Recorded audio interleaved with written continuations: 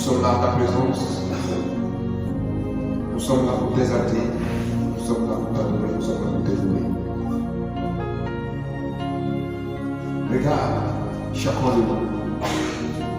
Sors de nos cœurs. Regarde nos pensées. Vois combien de fois, Seigneur, nous sommes très loin de toi. Mais Seigneur, et tu es là ce matin encore. Tu nous attires vers toi, Seigneur. Parce que tu es plein d'amour et de grâce, Seigneur. C'est pourquoi, Père éternel de ta main, je prie et je te demande, Seigneur, de nous pardonner, Seigneur, de nous laver par ton sang encore ce matin. Dispose le cœur, saisis nos pensées, Père éternel, que ta parole saisis toute pensée captive à l'obéissance de ta parole ce matin, Seigneur.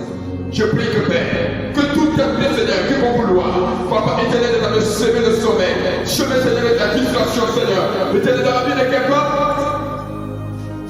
C'est de mon, cet esprit n'a pas sa place auprès de nous. Je les lis au nom de Jésus et je les jette dehors. Papa, je proclame ton règne, ta seigneurie au lieu de ton peuple, Seigneur.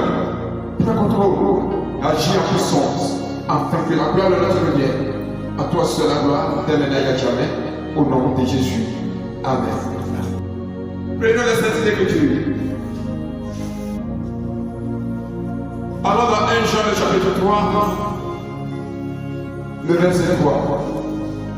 Je vais aussi ajouter le verset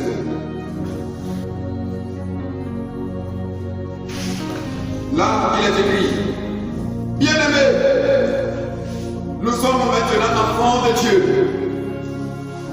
Et ce que nous serons n'a pas encore été manifesté.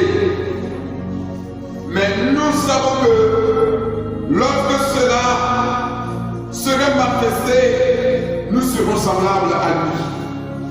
Parce que nous le verrons tel qu'il est. Verset 3. Là où j'ai tiré mon exhortation. Quiconque a cette espérance en lui se purifie, comme lui-même est pur. Amen. Je reprends le verset 3.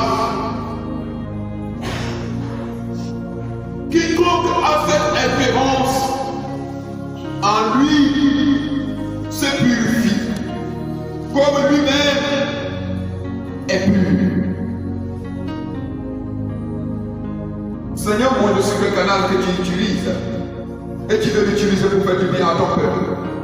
Que l'orgueil de ma vie soit éliminé. Que le moi en moi, Seigneur Dieu, rédigé. Que Seigneur Dieu, ta gloire descende. Que Seigneur Dieu, ta voix retentisse en moi, Seigneur. Saisis ma langue, saisis ma faculté intellectuelle. Le Seigneur Dieu communique ta pensée à ton peuple, Seigneur Dieu, ce matin. Papa éternel, dispose les cœurs, dispose les âmes, dispose les esprits, afin que Père, à la fin de ce message, Papa éternel des armées, Seigneur, chacun de nous, Seigneur, quitte ce lieu satisfait. Au nom de Jésus. Amen. Amen. Je veux nous parler ce matin de ce petit thème. Celui qui vit l'espérance se sanctifie. Chers frères et sœurs, il n'y a rien qui nous nourrisse autant que l'éternité.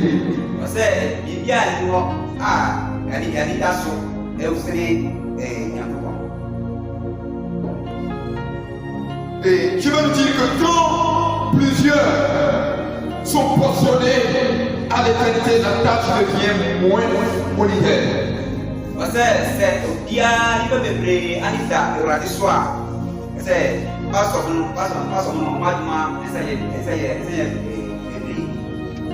Dieu est saint et il faut que ceux qui s'approchent de Dieu se sanctifient.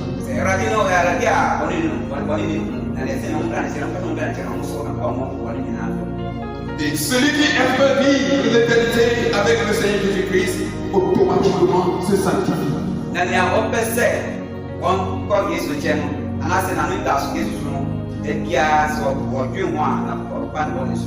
c'était une confiance absolue chez les lâches. Car tout homme est conscient de son sort après la mort.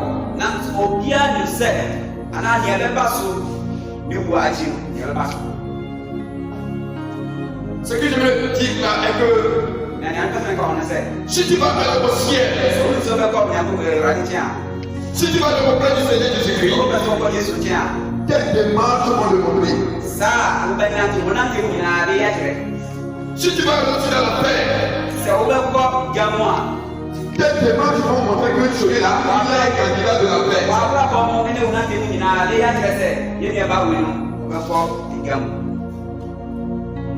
Là où tu vas passer l'éternité, ça te définit sur la terre.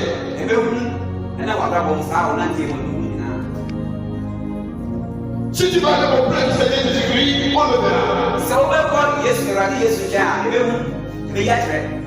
Et si c'est auprès de ce Seigneur qu'on va passer le reste de ta vie, c'est-à-dire l'éternité, ça te verra aussi sur la terre.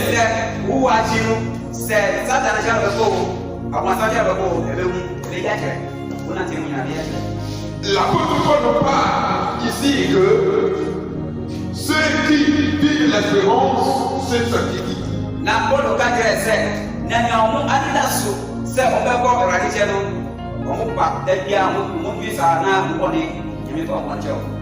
C'est une vie d'auto-sanctification qui s'installe, puisqu'ement quand on cherche à vivre l'éternité auprès du Seigneur.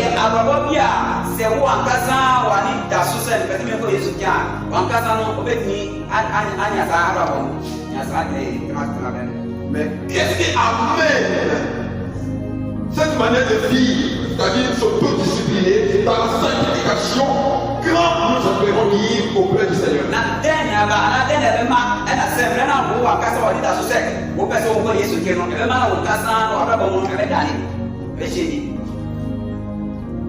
Je dis, si quelqu'un espère vivre l'éternité auprès du Seigneur Jésus-Christ, automatiquement ce dernier se sanctifie.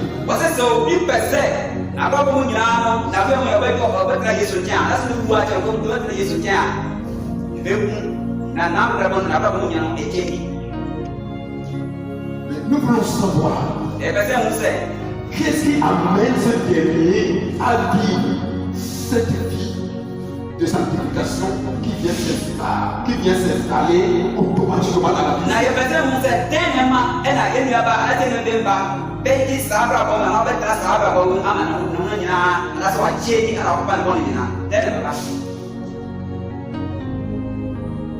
Qui est ce qui va me dire toi? Où est-ce que tu veux passer le reste de ta vie? Où est-ce que tu veux passer le reste de ta vie?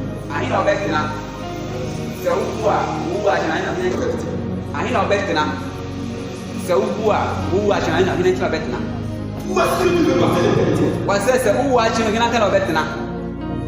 Quand tu vas quitter la terre,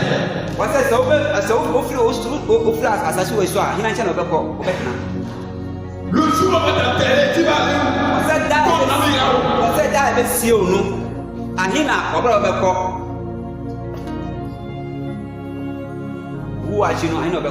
Tu lui dis, si tu vas aller auprès de Jésus, ça va se faire pour un résultat. Si tu vas aller auprès de Satan, on va sentir là aussi.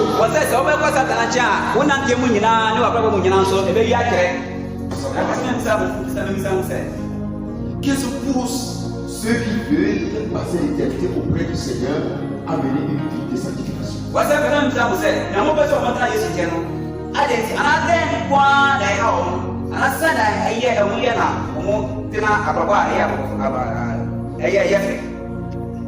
C'est la grandeur de la promesse.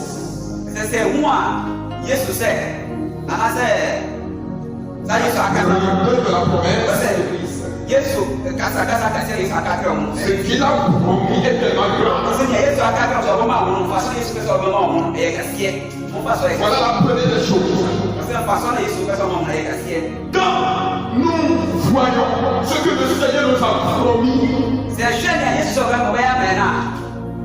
tout ce que le Seigneur Jésus-Christ a dit, que vous qui venez à moi, vous qui êtes venus à moi, Voilà. Voici votre héritage.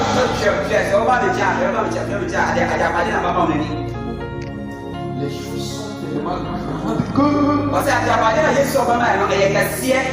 quand ce dernier se met à contempler, à regarder, à imaginer, à compter, à voir, non automatiquement, il se sanctifie.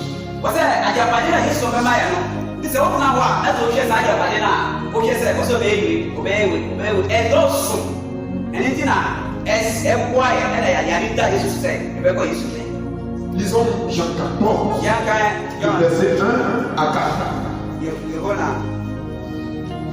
Que votre cœur ne se trouble point. Croyez en Dieu et croyez en moi. Il y a plusieurs demeures dans la maison de mon Père.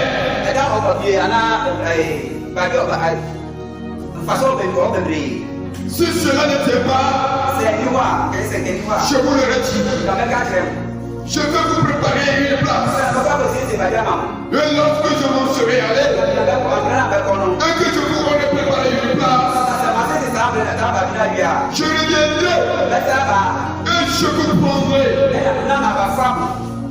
avec moi. Afin que là où je suis, vous y soyez aussi. Vous savez où je vais et vous savez où je vais. Voilà la promesse. Que votre corps ne se trouble point. Ne soyez pas troublés du tête. Moi, je m'en vais au Père. Je m'en vais au Père pour vous préparer une place. Ne soyez pas troublés. Je m'en vais vous préparer une place. Et quand j'aurai fini de préparer la place,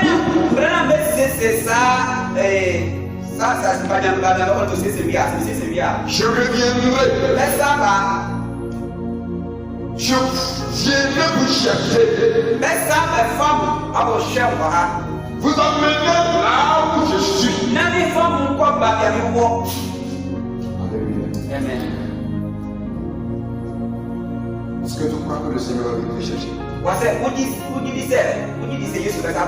voir la main de celui qui croit que Jésus va venir. Est-ce que tu crois que Jésus va venir te chercher? Est-ce que tu crois que Jésus va venir te chercher?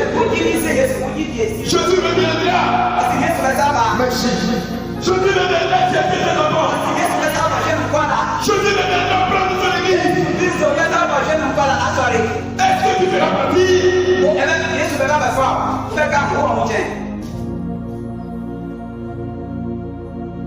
Bientôt, le Seigneur apparaîtra. Même les aveugles le verront le jour-là. Parce qu'auprès du Seigneur, il n'y a pas la maladie. Les sourds l'entendront. Les aveugles le verront. Les muets vont chanter à son nom le chemin. Les paralytiques vont se lever pour danser le chemin. Tous nos infirmités partiront le chemin. Toutes les souffrances vont s'incliner le chemin.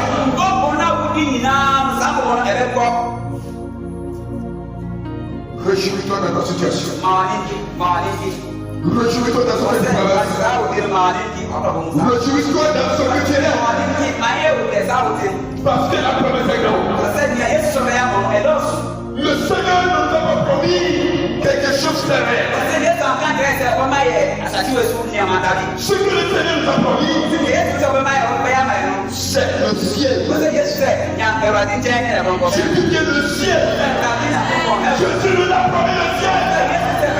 Il n'y a rien à comparer au ciel.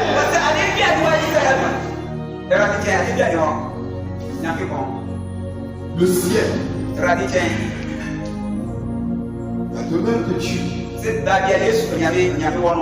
Nous aussi, Nous irons là-bas. Quel choix.